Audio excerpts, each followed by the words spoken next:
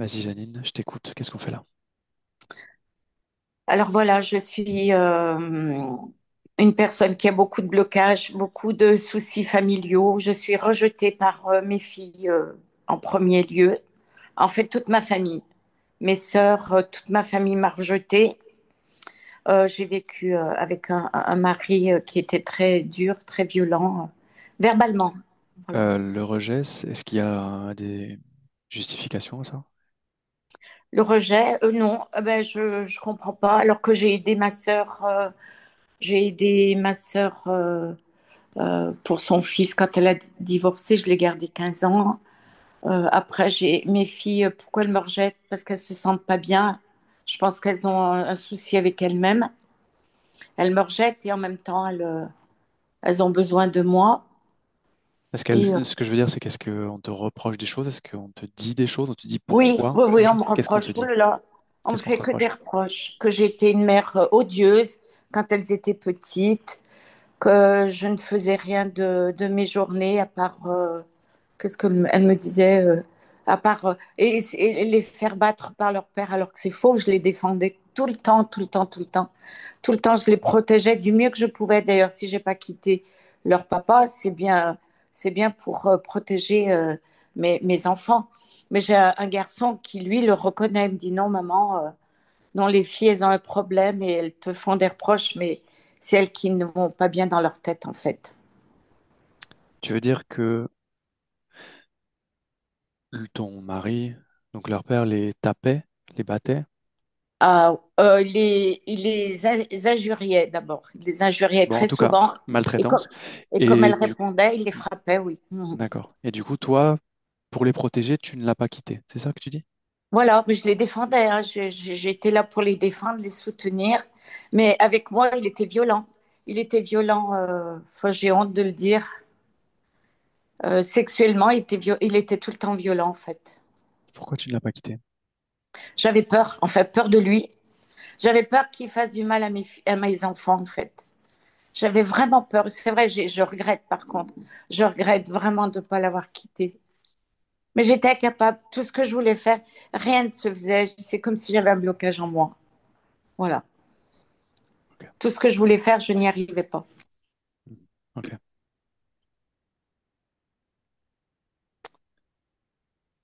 Vas-y, continue. Et donc, j'ai passé ma vie à m'occuper des autres, de mes enfants, de mes petits-enfants, de mon papa. J'ai vécu 10 ans avec lui 9 ans avec lui parce que quand j'ai quitté le papa de mes enfants, à 60 ans, j'étais à la rue, donc j'ai vécu chez mon papa et je suis devenue un peu sa prisonnière, quoi. Il se servait de moi, il était gentil, je dis pas le contraire, mais j'avais pas le droit de sortir, j'étais prisonnière, voilà. Et mon papa est décédé maintenant. Ok. En fait, j'ai jamais vécu pour moi, je sais pas faire. Je voudrais sortir, je voudrais vivre, je voudrais me faire plaisir, je n'y arrive pas, je suis une incapable en fait. Je suis devenue incapable de tout. Et je souffre et je suis tombée dans la boulimie déjà petite. J'étais j'étais petite adolescente en fait. Et quand je savais que personne ne m'aimait, personne ne m'écoutait, personne ne me comprenait. Et j'étais le petit mouton noir de la famille en fait. Dans ma famille, chez mes parents. Mes parents m'ont enlevée de l'école très jeune pour que, pour que je travaille avec eux. Et du coup, ben, j'ai développé une boulimie et j'en souffre énormément, énormément. C'est toujours d'actualité la boulimie? Oui, mais je lutte. C'est d'actualité, mais je lutte énormément. Malgré la boulimie, je vais faire attention à ce que je mange. Je ne vais pas manger des choses euh, vraiment mauvaises pour moi, mais je fais de la boulimie quand même. Est-ce que tu as suivi du coup des thérapies ou aller voir des psychiatres ou psychologues ou psychothérapeutes ou Ah ce oui, genre? Oui. plein. Oui, oui, souvent. Ça a donné quoi?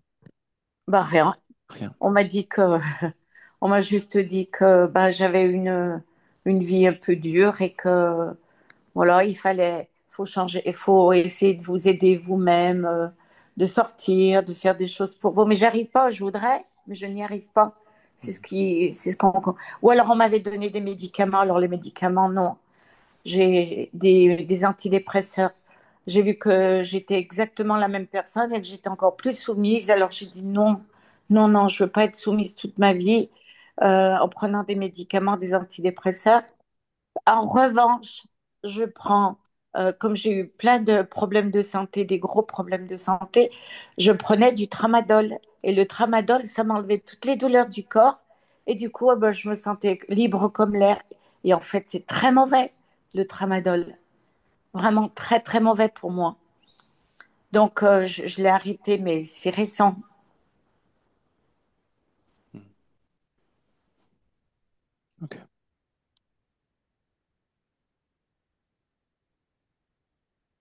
Est-ce qu'il y a d'autres choses? Dans ma famille, j'ai pas droit à la parole. Dès que je dis quelque chose, eh ben, ça plaît à personne, en fait. Et ça me fait mal au cœur. Quand tu dis ta famille, c'est qui? C'est tes enfants Oui, et mes quoi? enfants surtout. Moi, mon garçon, mon garçon, il m'écoute. Il m'écoute. Il accepte voilà, de m'entendre. Il m'écoute. Mais alors, mes filles, j'ai une relation mais horrible avec elles. C'est trop dur. Et puis, elles sont insultantes. Elles sont comme leur papa. Elles vont dans les insultes. Ça va de moi, en fait. Alors que moi, je les respecte. Le garçon, il a été maltraité de la même façon par le père ou... Oui, mais mon garçon, il était plus attachant, il était plus doux de caractère. Donc, son papa, il lui hurlait dessus, mais il n'en tenait pas compte. En fait, il répondait pas, il s'en allait, il revenait et tout se passait bien pour lui. Mais il en a souffert. Oui, oui, il en a souffert. Parce qu'aujourd'hui, aujourd'hui, je vois qu'il n'arrive pas à trouver un travail stable. Il travaille hein, parce qu'il est très, très courageux, mais il n'arrive pas à se stabiliser dans le travail. Voilà. Je vois qu'il a de la souffrance aussi. Ok. Est-ce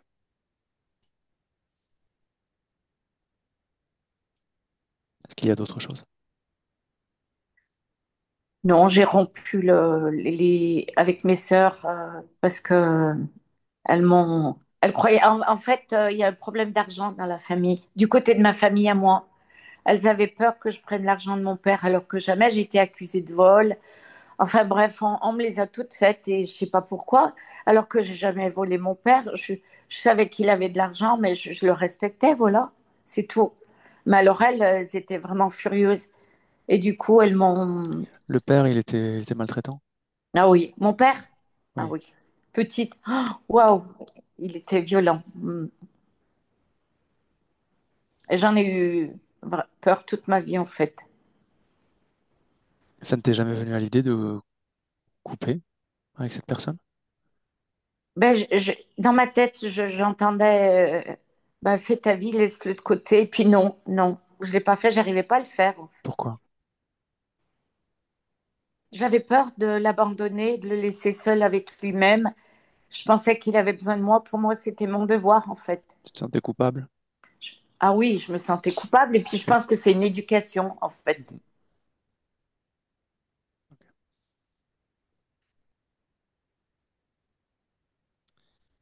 Ok. Est-ce qu'il y a d'autres choses ou tu penses qu'on a fait le tour là? On a fait le tour. Ok. Alors Janine, simplement, je te laisse couper le micro de ton côté et je te récupère après. Allez, ok. Merci. Parfait. Stéphanie, Oui, est-ce que tu es avec elle? oui, je suis avec Janine. J'ai bien vérifié que c'était elle, parce qu'en fait, elle se présente un peu comme si elle était une marionnette, c'est-à-dire que son corps est complètement comme désarticulé. Elle, euh, Elle marche, je vais dire, sur ses mains et avec ses pieds. Elle avance comme ça, comme si elle avait quelque chose de lourd sur le dos. Et en même temps, il y a comme des ficelles qui apparaissent aussi autour d'elle, au niveau de ses mains, de sa tête et même devant. C'est comme si ce qui était sur son dos, qui l'écrasait, euh, jouait avec une ficelle comme pour la faire avancer. Et elle a une couronne de couleur or sur la tête. Euh, Et quand elle avance, en fait, elle avance, mais simplement comme si elle était attirée par le fait que elle va pouvoir avoir de la reconnaissance, qu'on va pouvoir, comment je pourrais dire, reconnaître sa bonté et sa gentillesse. Et au niveau de son corps, elle est comme très maigre. Elle est même d'une grande maigreur, je dirais. Et c'est comme si, en fait, tout en elle était caoutchouteux, à la fois caoutchouteux, mais à la fois rigide, parce que, euh, comment je pourrais dire, elle n'arrive pas à aller là où elle a envie d'aller, puisqu'elle est tirée et manipulée Tu me laisses parler par ses avec elle. ficelles. Oui, Alors je parle directement avec Janine. Janine, oui, c'est ton prénom? oui. Mhm. Cette couronne là sur ta tête, c'est quoi? Euh, c'est quelque chose qui... C'est pour pas que je me perde de trop, c'est simplement pour que les gens me repèrent, me reconnaissent et voient en moi quelqu'un qui est là pour eux, quelqu'un qui va pouvoir venir les sauver. Ah, tu es là pour sauver les autres? Oui. Ok. De quelle façon tu t'y prends pour sauver les autres? Eh bien, je courbe le dos, je réponds, je mange dans leurs mains et parfois je mange les miettes. Donc ça fait pas beaucoup. Et puis, ben, je me plie, j'essaye d'obéir au mieux et j'essaye de garder le sourire, même si j'ai mal, même si le corps fait souffrir. Voilà comment je m'y prends. Et de cette façon-là, tu les sauves? C'est Et ça? j'ai l'impression, oui, de faire ce qu'il faut pour leur venir en aide. Et tu vois, quand moi je fais cette démarche, c'est comme s'il me touchait au niveau de ma tête. De quoi tu les sauves? On va dire que quand j'essaye de... C'est pas vraiment les sauver. Je dirais que c'est plus... euh, euh, je leur accorde de mon attention, je leur accorde de mon temps et je leur accorde aussi de mon énergie. Dans le sens où, tu vois, ça ne me pose pas de problème, presque que Ok, mais qu'on vienne s'appuyer sur tu moi. leur viens en aide. Ok? Oui, oui, Tu les aides par rapport à quoi? parce Quelqu'un que j'ai qui a envie besoin qu'ils... d'aide, il faut qu'il ait besoin d'aide. Et pour une bonne raison. Quelles sont ces raisons? Ben, parce que je sens qu'ils ne vont pas bien. Qu'est-ce que ça veut dire ça? Tu sens qu'ils ne vont pas bien. Je sens qu'ils ont besoin de moi. Je sens que ma présence est indispensable à leur côté, qu'ils ne peuvent pas faire sans moi. Ils ne peuvent pas faire sans quelqu'un qui leur mange dans la main, c'est ça? Oui,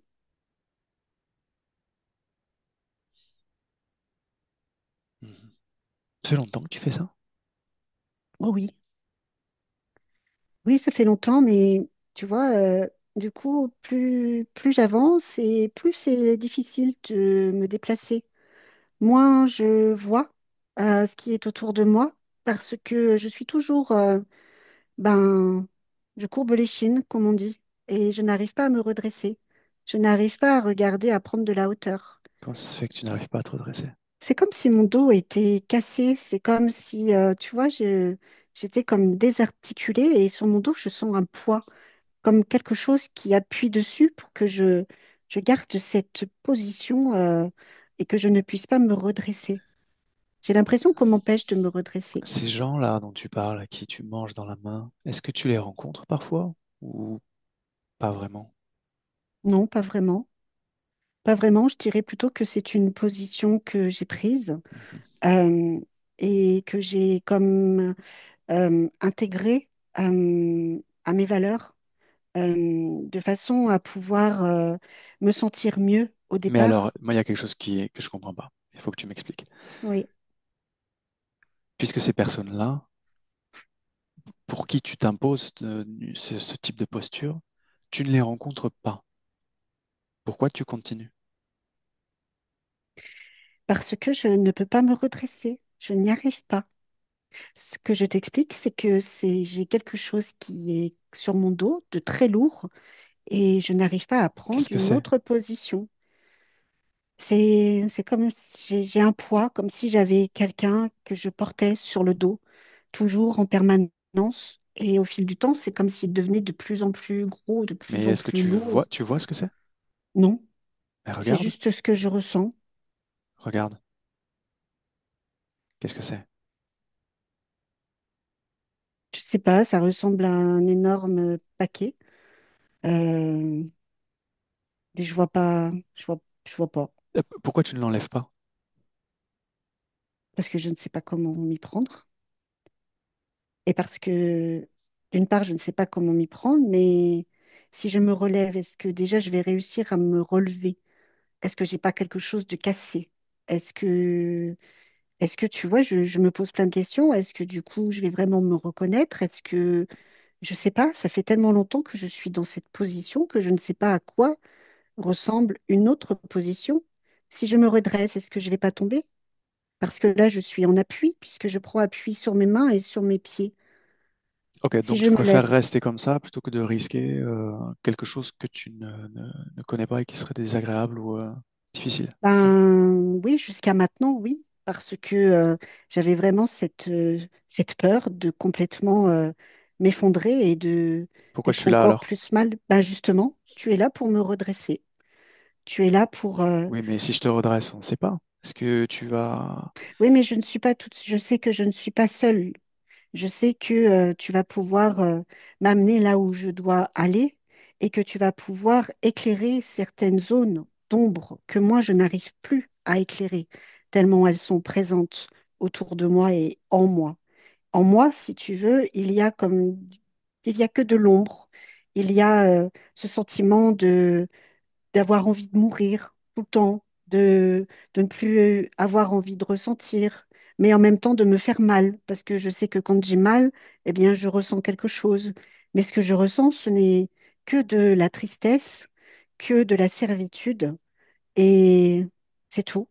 Alors j'espère que tu vas pouvoir m'aider à transformer tout ça en autre Mhm. chose. Du coup, ta posture, on va dire, c'est un peu comme si tu étais une sorte de serpillière. C'est ça? Oui, oui, moi je me voyais plus un peu comme un animal domestique qui marche à quatre pattes. Mais est-ce que ça, c'est normal comme posture? Non, je sais que ce n'est pas normal, mais je te dis, cette posture, je n'arrive pas à la redresser de moi-même. Elle s'est comme figée en moi et c'est comme si c'était devenu presque une obligation, quelque chose d'obligatoire que je ne peux pas renier, ni rejeter. Mhm. C'est inscrit en moi. Ok. Alors, je vais te dire un truc que peut-être tu as oublié. Là où tu es et tout ce qui te concerne, c'est toi qui le crée parce que c'est toi qui le décides. Ça veut dire que si tu es dans cet état-là, c'est toi qui l'as décidé. À un moment donné, tu ne t'en souviens peut-être pas, mais tu l'as décidé.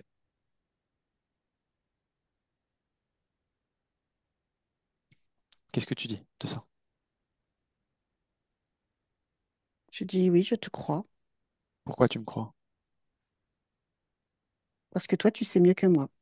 Qu'est-ce que tu en sais que je sais mieux que toi? Parce que moi, je ne sais plus rien, je ne sais plus. Donc, je te crois. Et si je te mens, tu vas me croire? Bah, malheureusement, oui. Pourquoi? Parce que je n'ai aucun repère, je n'ai aucune base solide sur quoi m'appuyer. Tu crois ça? Et oui, Et si je te dis que tu as à l'intérieur de toi, même si tu ne te souviens de rien, tu as à l'intérieur de toi une sorte de détecteur de mensonges, de détecteur de fréquences, qu'il te suffit d'observer, de toucher la fréquence qui se présente à toi pour en avoir la traduction, la signification exacte. Pas besoin de te souvenir de quoi que ce soit. ok. Ta Mais du coup, fréquence qui entre en contact avec une autre fréquence parce que tu veux, parce que juste simplement tu veux savoir quelle est cette fréquence en réalité, qu'est-ce qu'elle est, ça suffit. Ça suffit pour savoir ce qu'elle est.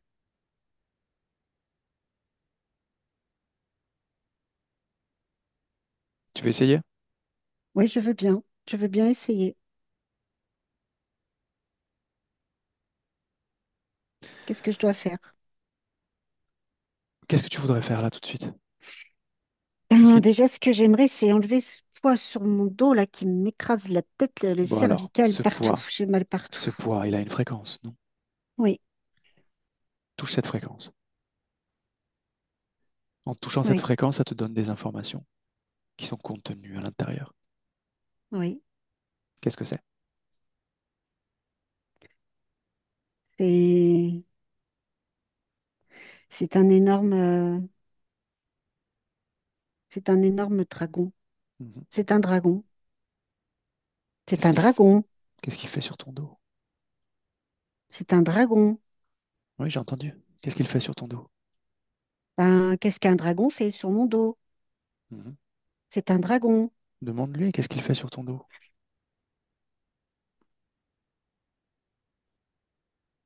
Il dit que il m'aide à me supporter moi-même. Ah, Mhm. il m'aide à me supporter moi-même. Ben, pourquoi du coup, moi, je ressens autant de lourdeur sur moi? Demande-lui. Il dit que c'est bien fait pour moi.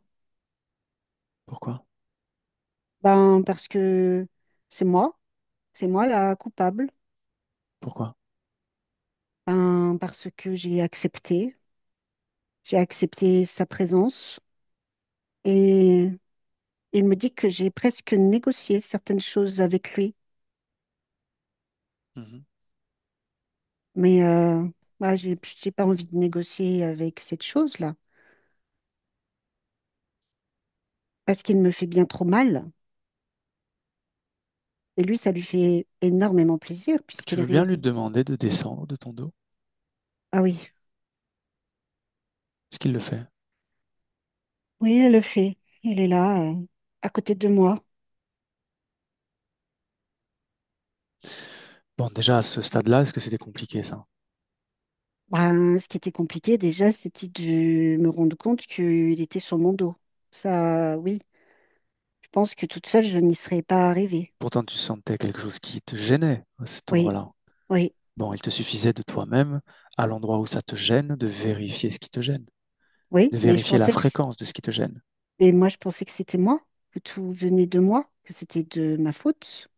Mhm. Jamais je n'aurais pu imaginer qu'il y ait autre chose Quand bien sur même, moi. quand bien même ça aurait été uniquement à toi, dans la mesure où ça te gêne, pourquoi le garder? Pourquoi ne pas vérifier qu'est-ce que c'est exactement, puisque ça te gêne, et décider une fois que tu sais ce que c'est, de garder ou de t'en débarrasser, que ça soit Mais toi ou pas. par habitude, je présume. Est-ce que tu te souviens du moment où tu l'as laissé rentrer?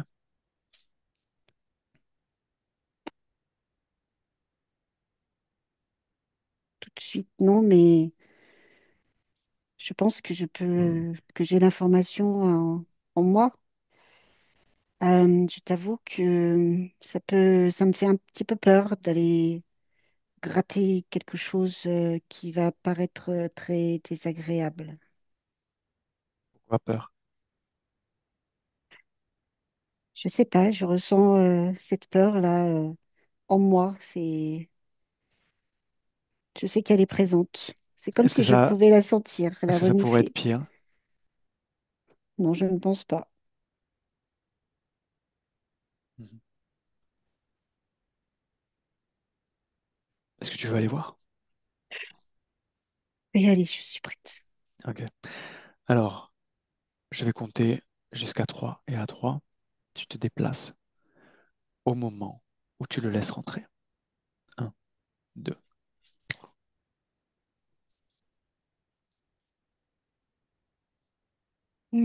Où Hmm. est-ce qu'on est? Je suis dans une chambre, dans ma chambre, dans mon lit. Je dirais que je dois avoir je sais pas, une vingtaine d'années. Mais je suis d'une tristesse. Je ne fais que pleurer.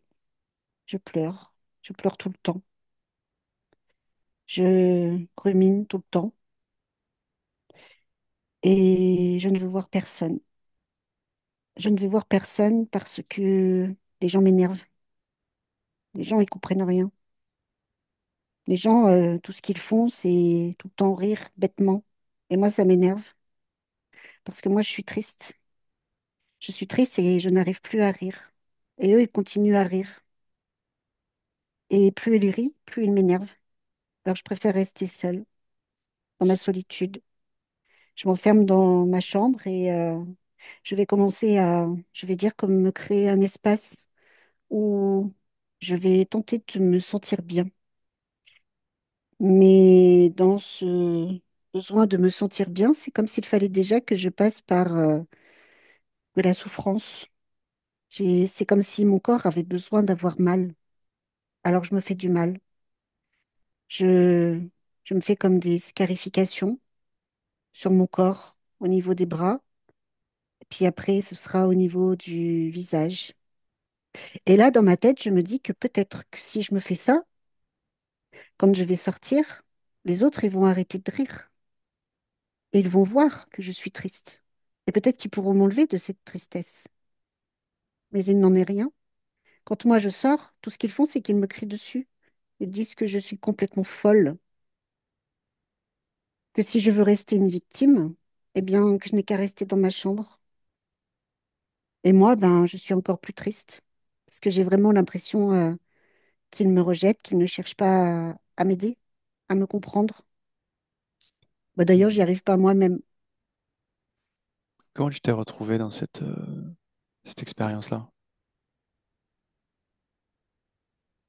Bah, en fait, moi, ce que j'étais venue expérimenter, cette solitude, ça m'a pas vraiment gênée au départ. Parce que j'aime bien être seule.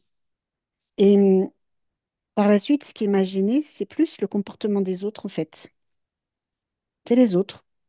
Parce que moi, dans cette expérience, je pensais que ben, j'avais le choix entre être avec les autres, être seule, pouvoir être moi-même, mais ben, je n'y arrivais pas parce que depuis toute petite, dans cette vie-là, il fallait presque que je réponde. J'ai répondu beaucoup aux autres, c'est-à-dire ben, justement sourire quand eux souriaient, essayer de m'amuser quand eux s'amusaient, mais je n'y suis pas arrivée. Et là encore, j'ai eu cette naïveté à l'intérieur de moi de croire que les autres pourraient comprendre ce que je vivais à l'intérieur de moi. Mais je vois bien en te racontant ça que ce n'est pas possible, que je me suis comme leurrée moi-même. Alors oui, je suis peut-être, je sais pas, naïve, on va dire que c'est le mot, parce que je pensais que ben, les autres viendraient combler ma peine, combler le vide que je pouvais ressentir en moi. Mhm. Et j'étais dans un tel état de désespoir que finalement j'ai préféré faire appel. C'est-à-dire que je me suis mis à, comme invoquer, implorer qu'on vienne me chercher, qu'on vienne me chercher et qu'on m'emmène ailleurs, pas ici, pas, pas sur Terre, parce que c'est trop difficile. J'ai demandé à ce qu'on m'emmène ben, de là où je viens, parce qu'ici je me sens pas bien. D'où tu viens? C'est que j'en sais rien. Donc il est venu, lui. Oui. Ok. Et quand Com- il est venu, ben, j'attendais qu'il m'amène ailleurs. ok. Combien d'incarnations terrestres tu as faites? Je dirais environ 50. Avant ce moment-là? Oui, il y en a eu avant, il y en a eu après. Mhm. Mais tu vois, quand il était déjà comme présent, parce que j'ai toujours eu cette sensation que, comme je ne vais pas dire que j'étais pas toute seule, mais j'ai toujours ressenti que c'est comme s'il y avait quelque chose d'ailleurs qui m'appelait. Et maintenant, là, que tu me fais revivre certaines choses, je vois que ce truc a toujours été plus ou moins là. et que finalement, c'est moi qui l'ai autorisé à prendre plus de place et à grandir à l'intérieur de moi. Qu'est-ce que ça veut dire plus ou moins là? Ben, je me suis, comment je pourrais dire? C'est comme si, en fait, je m'étais jamais sentie complètement moi-même. C'est comme si j'avais laissé un petit espace pour autre chose, tu vois, comme pour être accompagnée, pour être guidée, Pourquoi? parce que j'ai tellement manqué de confiance en moi. J'ai toujours manqué de confiance en moi, Pourquoi? parce que je ne me sentais pas suffisamment belle ou beau, selon les incarnations. Euh, je pensais ne jamais pouvoir réussir à faire ce que je voulais. C'est comme s'il fallait toujours que je compte sur quelqu'un pour m'accompagner, pour me montrer, pour me dire quoi faire. Tu penses que toi, de toi-même, ça ne suffit pas? Non, c'est ce que je pensais en tout cas. Pourquoi? Parce que j'ai tellement entendu dire, et Où j'étais, est-ce que c'est à l'intérieur de toi? c'est à l'intérieur de ma poitrine. J'ai tellement entendu dire Ok, de alors choses tu vas sur moi. toucher cette fréquence-là, à l'intérieur de ta poitrine. Oui, Et je veux qu'on se déplace au moment où cette fréquence-là se crée pour la première fois. Ok? oui, Un, deux, trois. Où oui. est-ce qu'on est? Ben là, je me vois, tu vois, dans mon berceau. Je vois des têtes qui se penchent sur moi. Et déjà, ça commence. Dans le sens où il y en a qui disent que j'ai une grosse tête, d'autres qui disent que j'ai des grandes oreilles, il y en a qui disent que je ressemble à mon père, d'autres à ma mère. Et en fait, j'ai déjà l'impression que bah, je dois être quelqu'un qui existe déjà. On commence déjà à me juger, à vouloir me faire rentrer dans une case. Déjà, je viens de naître et déjà, on commence ça. Et ensuite, dans cette vie-là, c'est pareil. Là, tu vois, je dois avoir 4-5 ans et bah, je suis plutôt joyeuse. Et j'entends toujours mes parents qui disent touche pas à ça, va t'asseoir, arrête de parler, chut, tais-toi, t'es trop petite et n'écoute pas, c'est pas pour toi. Toujours à être à devoir se conformer et au final, tu vois, là j'arrive à 12-13 ans, ben je commence déjà à avoir perdu presque ma nature, c'est-à-dire cette joie-là qui était à l'intérieur de moi, cette envie de faire plein de choses. C'est comme si au fil du temps, on me l'avait prise. On s'était immiscé à l'intérieur de moi, dans ma tête, partout pour me dire quoi faire. Tu vas aller à l'école. Non, finalement, aujourd'hui, tu ne vas pas y aller parce qu'il faut que tu t'occupes du linge à la maison. Nous sommes une famille nombreuse, il faut que j'aide. Tiens, tu veux sortir? Oui. Et puis, 20 minutes après, ben non, parce que finalement, il faut que tu restes là, parce que, il faut faire ci, il faut faire ça, il faut aider, il faut toujours, en fait, répondre à ce qu'attendent les adultes. Moi, je ne suis qu'une enfant. J'ai envie de m'amuser. Et là, je ne m'amuse pas du tout, en fait. Je ne fais qu'obéir. Qu'obéir à des ordres, à des choses qu'on m'impose. Et pendant ce temps-là, ben, moi, j'ai des jeunes filles et des jeunes garçons de mon âge qui, eux, s'amusent. Ils vont faire du vélo, ils se racontent des histoires, ils se font des blagues. Mais moi, je ne les fais pas, ces blagues. Et je commence à entretenir cette espèce de tristesse, cette notion de m'isoler et puis, je vais commencer à en vouloir aux autres, à dire que tout ce qui m'arrive, c'est de ma faute, de leur faute, pardon. Et eux vont dire que tout ce qui m'arrive, c'est de ma faute. Tu vois, par exemple, là, je grandis. On va dire, j'ai 18 ans, 19 ans, et j'aimerais bien rencontrer un amoureux. J'aimerais bien ben, aller au bal, sortir, danser, parce que j'aime danser. Mais même là, je ne vais pas avoir le choix. C'est-à-dire que on va me trouver l'homme avec qui je vais partager ma vie. Je n'ai même pas choisi qui va m'aimer et qui je vais aimer. Donc tu te doutes bien que je ne vais pas aimer. Je vais simplement répondre à des besoins charnels, à des besoins de famille, et je vais faire semblant. Dans toute cette vie, en fait, je fais semblant. semblant d'être quelqu'un que je ne suis pas pour répondre à des besoins. Hmm. Ok. Allez, reviens dans le présent. Oui, Ok. Cette chose-là, tu l'identifies clairement à l'intérieur de toi? oui, Ok. Elle est toujours dans la poitrine? oui. Qu'est-ce que tu veux en faire? Je veux l'enlever. Ça fait Alors trop mal. enlève-le. Enlève-le. Et débarrasse-toi de ça. Oui, C'est c'est fait? fait. Oui. Comment tu te sens? Je me sens déjà plus légère et plus, comment je pourrais dire, plus concentrée, plus centrée sur moi-même. Et ça fait du bien.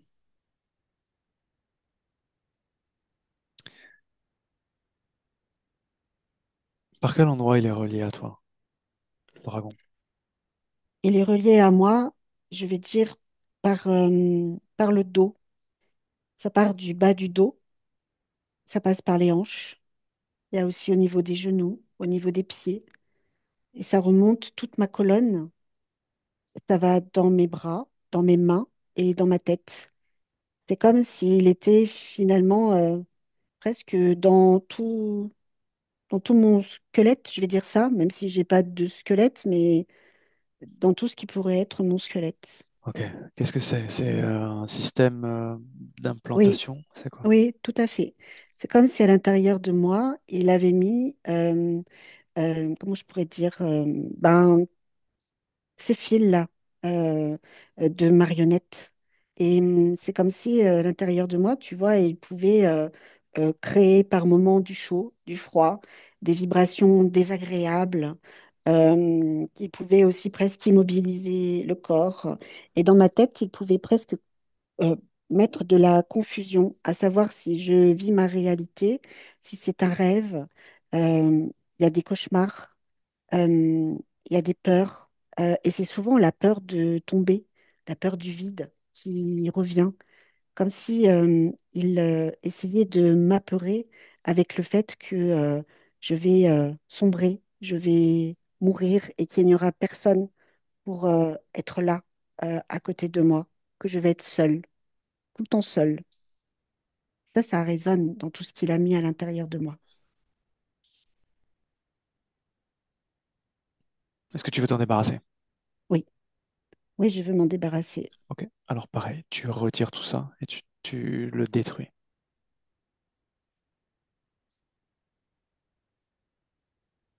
Oui, c'est fait.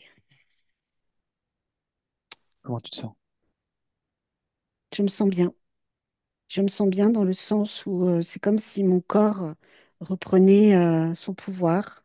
C'est comme si à l'intérieur de moi, les fréquences venaient comme impacter le fait que j'existe. J'avais ce sentiment de toujours subir, alors que là, je ressens cette notion d'existence, cette notion de bien-être aussi, et de se sentir soi-même sans être confronté et je vais dire presque obligé de ressentir pour les autres. Hmm. Et ça fait du bien. Le Draco, il est là encore ou pas? Non, non, non, j'ai tout enlevé, hein. Ok, très bien. Laisse-moi avec Stéphanie. Stéphanie, déconnecte. Oui, Comment tu te sens? ça va. Est-ce qu'elle est dans son corps physique? Oui, elle y est. Là, elle y est. Je vais dire qu'elle y est parce que j'ai cette image qu'au départ, elle n'y était pas complètement. Elle était comme en décalage, en superposition du corps physique. Ok. Est-ce qu'elle a toujours cette couronne sur la tête? Non. Le décor est le même? Le décor est le même, mais elle est droite, elle est redressée. Son apparence ressemble davantage à Janine aujourd'hui. Et il y a cette notion que c'est comme si tout repoussait c'est bizarre ce que je dis, mais tu vois, c'est comme si tout ce qui était mort, entre guillemets, auparavant, repoussé, revivait, était comme régénéré. Tout ce que j'avais perçu, où c'était cette sensation d'être une marionnette en bois, ça n'existe plus. Elle a vraiment repris l'apparence du corps physique. Et il y a comme un engouement à vouloir créer autre chose. D'ailleurs, ce qu'elle a créé, c'est comme je vais dire comme un lieu où elle respire la joie. Il y a des arbres qui sont très verts. C'est comme si c'était l'été, comme si on pouvait écouter les oiseaux euh, et comme si l'énergie qui était présente était très agréable. Comme j'ai le mot peaufiner, comme si elle était peaufinée pour vraiment vibrer avec ce qu'elle ressent à l'intérieur d'elle-même. Je veux dire, elle ajuste en fait ses fréquences autant à l'extérieur qu'à l'intérieur. Et c'est comme si elle avait retrouvé son pouvoir de création dans le sens où elle sait maintenant qu'elle est capable de tout réajuster par elle-même, en fait. Que c'est elle-même qui est au centre de tout ce qu'elle vibre, de tout ce qu'elle crée. Et, hum, et ça lui donne le sentiment de d'être, j'ai le mot guerrière, d'être une guerrière et qu'elle va pouvoir se sortir de n'importe quelle occasion, même les plus déroutantes. Hmm. Ok. Est-ce que tu détectes de façon complète ou résiduelle des programmes de basse fréquence à l'intérieur d'elle ou pas? Il y a dans la basse fréquence, il y a l'image comme une image détournée, en fait. Comment je pourrais dire? C'est plus une projection de ses peurs qu'elle va avoir sur les autres. C'est comme si d'elle-même, elle interprétait tout de façon négative. Alors, c'est résiduel, mais c'était très lié au système interférent. Mais il y a encore ce truc avec et si c'était l'autre qui avait raison et pas moi. Il y a encore ce résidu qui est là. Ok. Et que tu veux lui demander bah, ce qu'elle veut en faire. Est-ce qu'elle veut le garder? Est-ce qu'elle veut s'en débarrasser? Non, non, elle dit qu'elle veut se débarrasser de tout complètement. Ok, Donc c'est bon, elle fait ce qu'il faut. très bien. Et du coup, pour ça, elle est en train d'installer comme de la douceur parce que elle a été comme très dure avec elle-même, être dure jusqu'à se faire du mal, jusqu'à se rejeter et presque s'ignorer dans sa douleur. Et donc ça, c'est pareil. Elle est en train de transgresser tout ça et de faire en sorte qu'elle puisse ben, déjà ressentir la chaleur parce que elle était vraiment comme déconnectée en fait de tout ce bien-être au sens propre et en fait n'arrivait à elle que des situations désastreuses et qui allaient se manifester non pas qu'autour d'elle mais aussi à l'intérieur d'elle. C'est comme si ces situations en fait elle les buvait, elle les absorbait comme une nourriture. Tu vois, comme si elle s'en inspirait pour exister. Et là, aujourd'hui, là, maintenant, tout de suite, ce n'est plus le cas. Elle fait justement l'inverse, c'est-à-dire elle va pouvoir écouter ce qui se dit, mais ça ne va plus l'impacter et elle ne va plus prendre sur elle les difficultés des autres. Elle va rendre à chacun ce qui lui appartient et elle va pouvoir, elle, s'accorder du pardon, parce qu'il y a cette notion de pardon aussi. Comme si elle avait beaucoup pardonné aux autres, mais qu'elle, elle avait été dans l'incapacité de se donner le pardon. Elle était plutôt dans cette culpabilité, cette honte, et là, tout de suite, elle s'accorde le pardon. Ok. Tout est ok. Oui, tout est OK. Observe le point. Au niveau du point, c'est comme si le point avait été, comment je pourrais dire? C'est comme s'il avait été décroché dans le sens où et il est présent sur elle, mais il n'est relié à rien du tout. C'est comme si elle avait tellement tiré sur la corde à vouloir chercher des solutions, à se morfondre, à presque se victimiser, qu'elle s'était complètement sabotée et qu'elle n'était plus reliée à sa propre essence. Et c'est ce qui venait aussi comme créer un espèce de parasitage beaucoup plus vaste que au-delà de ce qu'on a vu tout à l'heure, mais qui venait aussi renforcer le système interférent. Donc là, elle est en train de remettre en place et vraiment de reprendre sa puissance dont elle parlait tout à l'heure pour être parfaitement bien et elle-même. C'est fait. Scanne ses couches une par une et dis-moi. Niveau des couches, il y a comme beaucoup de rouge. Euh, c'est comme si elle avait nourri aussi beaucoup d'amertume, de colère. Et c'est comme ça, et c'est comme si ça, en fait, était venu se greffer sur certains de ses organes, comme à la fois une protection, mais comme un système d'alerte. Et donc, c'est très lié à la nourriture, c'est-à-dire que dès qu'elle sentait comme cette colère qui pouvait monter en elle, ça appelait le besoin de se nourrir, comme pour essayer de calmer ce qui vibrait à l'intérieur d'elle, qu'elle n'arrivait pas à éteindre par elle-même. Donc ça, elle est en train de le retirer. Et donc, du coup, son état émotionnel est beaucoup plus apaisé.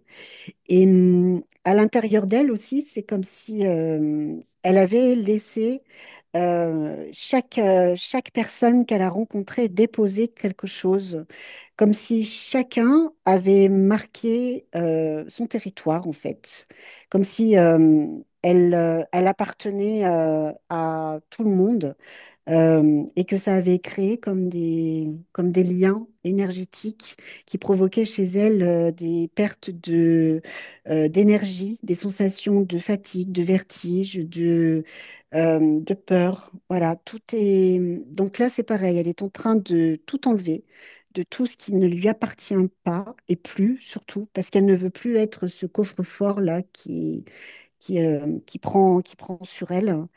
Et donc, tout est parfaitement rééquilibré. Et ce qu'elle est en train de mettre en puissance, parce qu'il y a vraiment ce mot puissance qui revient plusieurs fois, c'est vraiment sa notion de j'ai le droit d'exister, j'ai le droit d'être là, et plus personne ne pourra me faire dévier, en fait, de qui je suis. Et c'est tout. Là, c'est bien. Ok. Est-ce que tout est ok? Oui, tout est OK. Avant qu'on la laisse, est-ce qu'elle voudrait passer un message à sa partie physique? Oui. Elle dit à la partie physique que cette partie physique, elle est belle, qu'il faut qu'elle reconnaisse sa beauté, qu'il faut qu'elle se fasse belle et qu'elle aille à la rencontre aussi de personnes pour retrouver sa joie qui est là et qui va pouvoir ressurgir de différentes façons. Elle dit au corps physique qu'il faut qu'elle prenne l'air, qu'elle marche et surtout qu'elle se connecte à cette puissance dont elle ne soupçonne même pas l'impact que ça peut avoir. Parce que là, aujourd'hui, tout est retrouvé et tout va très bien aller pour elle-même, juste pour elle-même, c'est tout. Ok. Viens, tu te déconnectes. Et je compte maintenant de 1 à 3. Et à 3, tu reviens dans le présent parfaitement réveillé.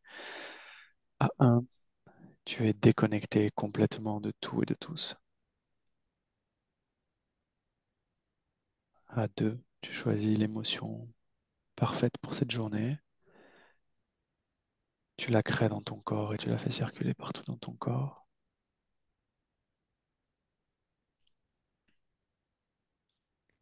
Et à 3, quand tu es prête, tu peux ouvrir les yeux. 3.